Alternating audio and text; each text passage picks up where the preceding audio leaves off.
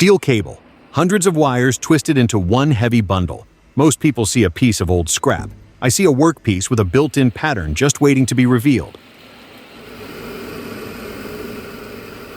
All that's left is to bring it out. The cable is already in the fire.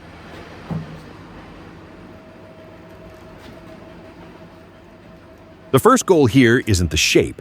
It's welding it into a single mass. Right now, it's not a monolith. It's a collection of wires filled with air, dirt, and scale, heat, vice. We tighten the cable following the twist, compressing it even before it hits the hammer. It's crucial not to stretch the metal too early. You need to force all those strands to fuse together.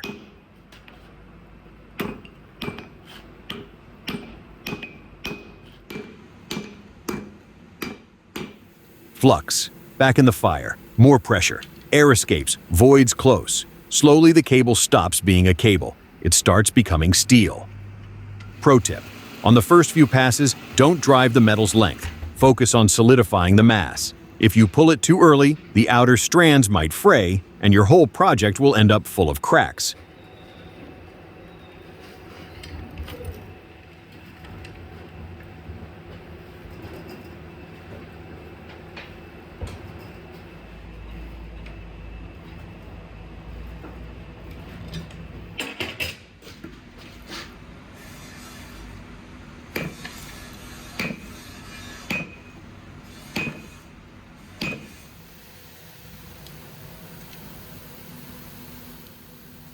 The cycle repeats: fire, flux, pressure. With every pass, the structure gets denser. The workpiece draws out into a bar, the edges level out, and the metal begins to behave as one.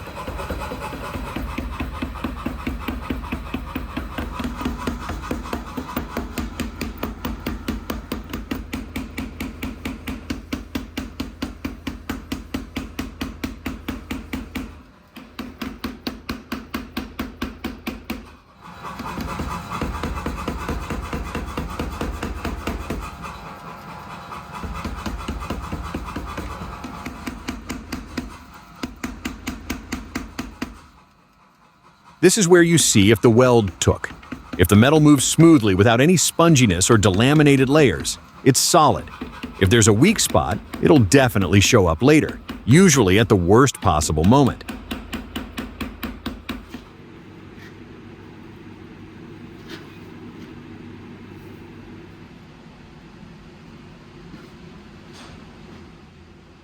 Leveling and trimming the edges. The ends of these billets are always the most stubborn. That's where weak spots and loose sections tend to hide. We cut off the excess, cleaning the flats, taking measurements.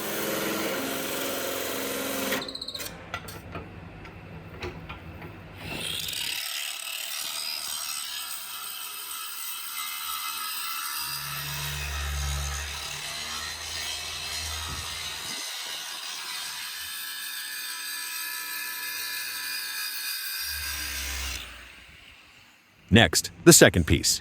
Fitting them together, stacking the billet, and tack welding it shut. This isn't just about adding mass. After the re-weld, the structure will get deeper, and the pattern will be more complex and vibrant.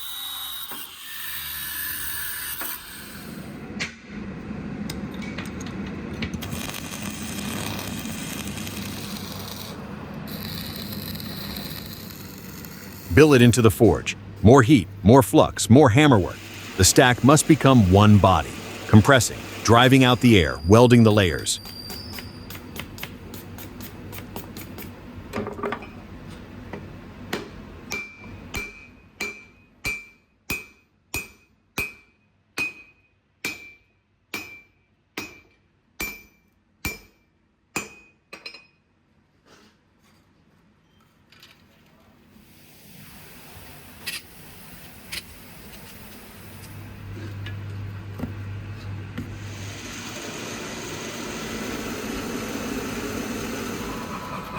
Now the blade begins.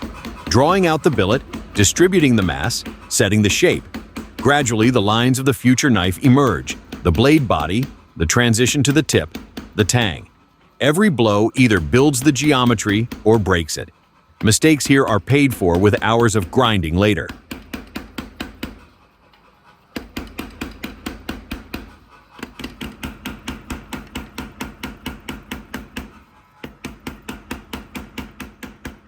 And to make sure you don't make any mistakes, don't forget to subscribe. Cable Damascus has a unique character: the flowing movement of fibers, the trace of the twist, and natural irregularities. That's what makes this material so recognizable. Don't try to force Cable Damascus to be too perfect. Its strength is in its organic structure. Control the blade's geometry, but don't try to dominate the pattern.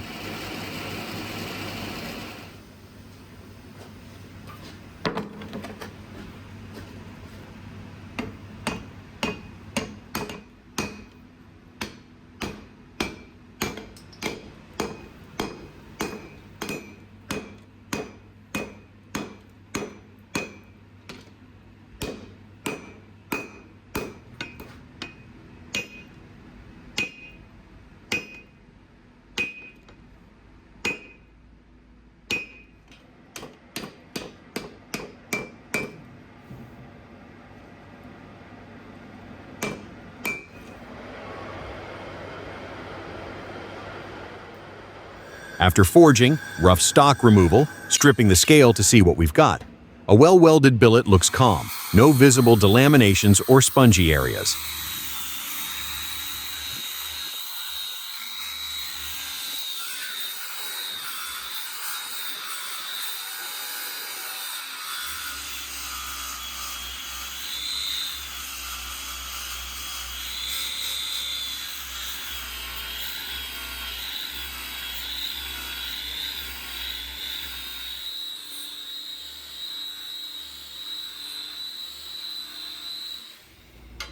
Now layout.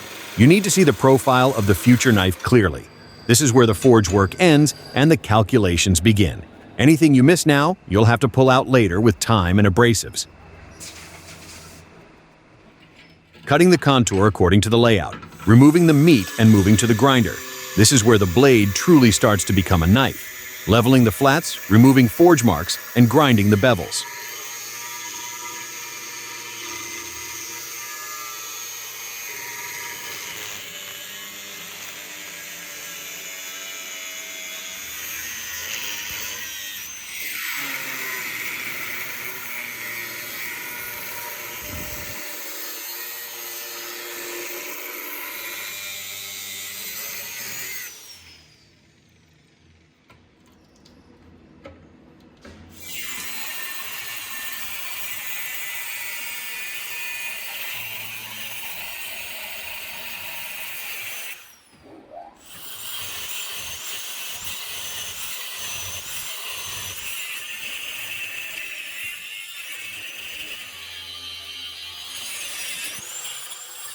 The working geometry is gradually emerging. Surfaces are leveling out, the form is getting cleaner.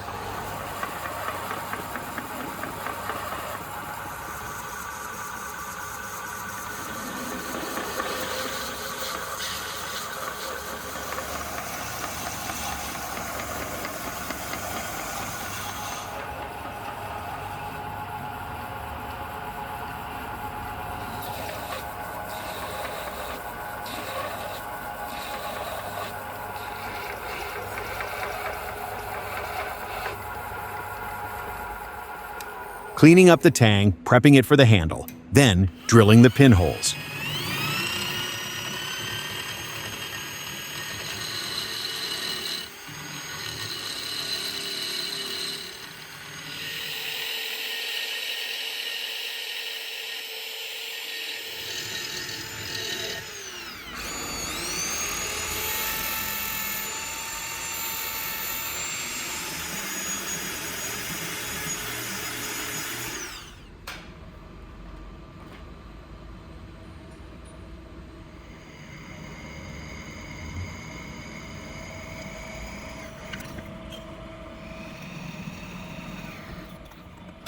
We don't grind the edge too thin at this stage. It needs a buffer before heat treat.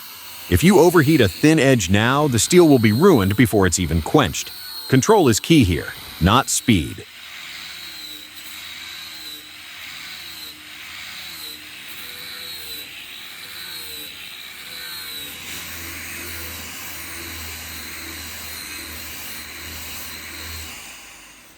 Cool the blade often, especially near the edge.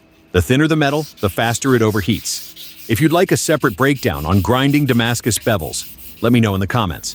Before the quench, the blade must be cleaned. Excess dirt and scale are no help here. Heating it up. Then, into the oil. Smoke, a flash, and a sharp temperature drop. This is one of the most intense moments in the whole process. This is where the blade either gains its future hardness or reveals where the error was hidden.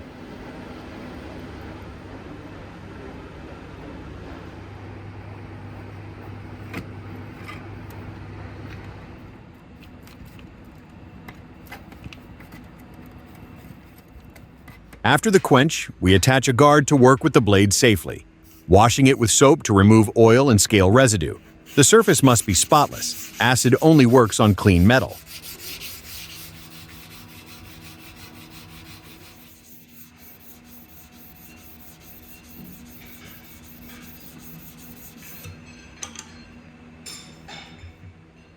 Etching.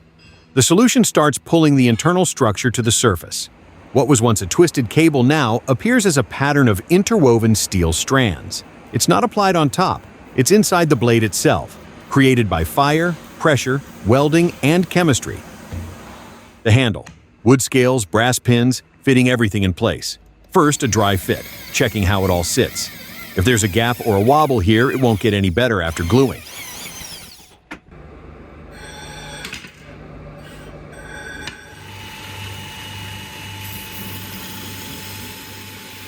Final assembly, pins and fixation. Then, shaping, stripping the excess, defining the volume, and rounding the edges.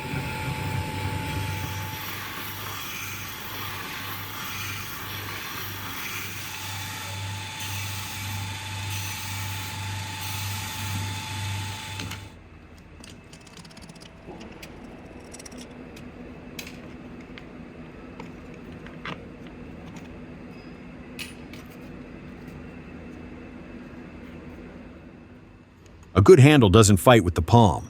It settles into it. If a knife slips or bites into your hand, it's not a handle. It's a mistake.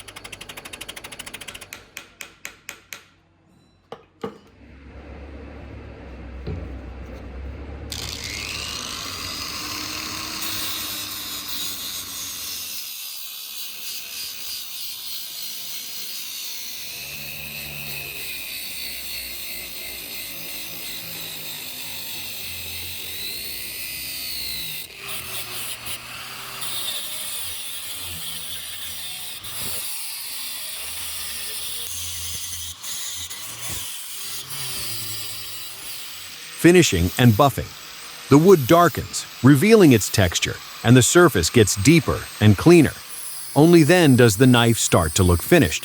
Before the final finish, always check the handle with your hand, not just your eyes. The palm feels mistakes better than any gaze. If this video was helpful, a like really helps the channel.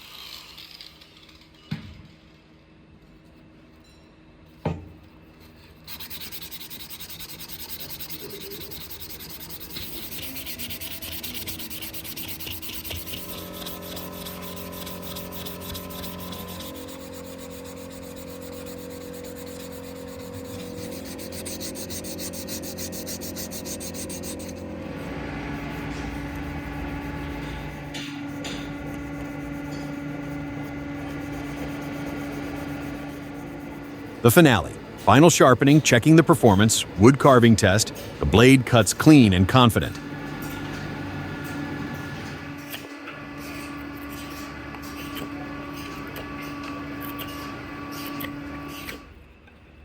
Once, it was just an ordinary steel cable.